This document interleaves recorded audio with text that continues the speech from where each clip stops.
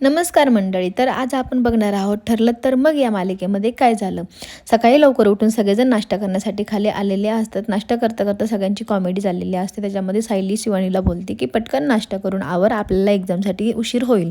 त्यावेळेस अश्विनचे पप्पा बोलतात की एक्झामला जाताना 3 गोष्टी नेहमी सोबत असाव्यात. एक तर भरलेलं पोट असावं, एक तर झोप पूर्ण झालेली असावी आणि अभ्यास पूर्ण झालेला असावा.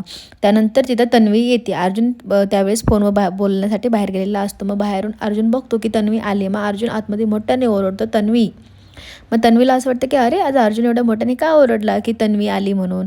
मग त्यावेळेस सायली पटकन शिवानीला घेते आणि तिच्यावरती रूममध्ये सोडून येते का तर तन्वी बघल म्हणून. आणि तन्वी ही साक्षीची तिने खोटी साक्ष दिली होती ती होती.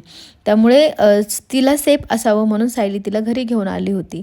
त्यानंतर मग तन्वीवरती बघण्याचा प्रयत्न करते की नक्की कोण आहे ही. त्यावेळेस त्यांना थोडासा डाऊट येतो की ही तर तीच मुलगी जिने साक्षीची साक्ष दिलेली आहे. पण तिला चेहरा न दिसल्यामुळे ती शांत बसते. मग ती विचारते की कोण आले आपल्या आश्रमातली मैत्रीण, मला कळलं म्हणून मी भेटायला आले. त्यावेळेस सायलीची सासू म्हणते की अगं तुमच्या आश्रमातली श्वेता आली आहे, तुला माहिती असेल. त्यावेळेस तन्वी म्हणती नाही. मग त्यावेळेस अर्जुन येतो आणि पटकन तन्वीला तिकडे घेऊन जातो. मग सायली सांगते की माफ करा आई, ती माझ्या आश्रमातली मैत्रीण नाही आहे, ती आमच्या आत्ताच्या हेअरिंगमधली मेन आय विटनेस आहे. तर मी तुम्हाला सांगितलं नाही, मला माफ करा ह्या गोष्टीसाठी. त्यावर सायलीची सासू बोलते अगं सायली एवढंच ना, फक्त तन्वीला वरती जाऊन द्यायचं नाही आणि कळू द्यायचं नाही ती मुलगी नाही आहे कोण आहे. मग झालं तर मी आहे की मी सांभाळून घेते. तेवढ्यात मग सायली बोलते की ठीक आहे. आणि मग इकडे चैतन्य साक्षीला बोलतात तू साक्षी तू खरंच खरं बोलते ना, तू काहीच लपवलं नाही ना, तू सगळं मला खरं खरं सांगितलं आहे ना. तर साक्षी बोलते की हो चैतन्य मी तुला सगळं खरं सांगितलं आहे.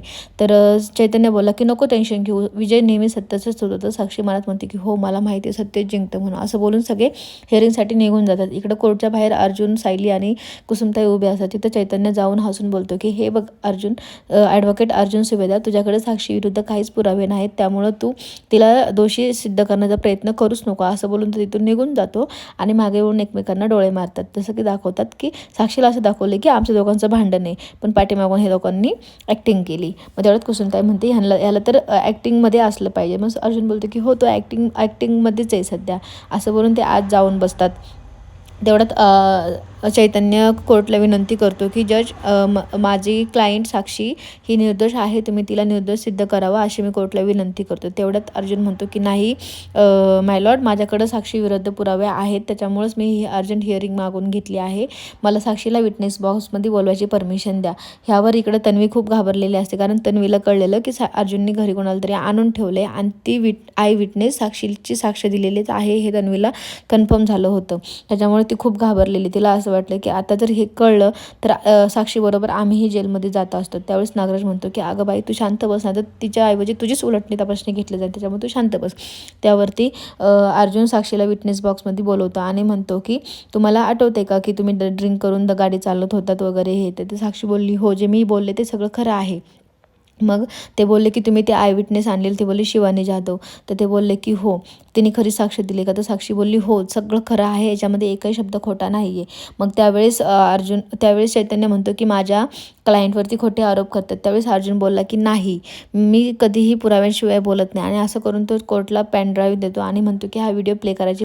कोर्ट तो व्हिडिओ प्ले करता आणि त्या व्हिडिओमध्ये असं दाखवलं आहे की साक्षीचा बाप महिपत शिकरे हा साक्षीला सांगत आहे की दारू पिल्यानंतर कशी ॲक्टिंग करायची असती, काय करायची असती आणि कसं कसं तुला झोंगळत येते, तुला कसं दाखवायचं हा त्यांचा व्हिडिओ जो ऑलरेडी चैतन्याने अर्जुनला दिला होता. आणि तो व्हिडिओ सगळेजण पाहतात आणि त्याच्यामध्ये पूर्ण दिसते की साक्षी ही खोटं बोललेली आहे. तर मग आता साक्षीला शिक्षा होणार की नाही हे उद्याच्या भागामध्ये आपल्याला पाहायला भेटणार आहे. धन्यवाद.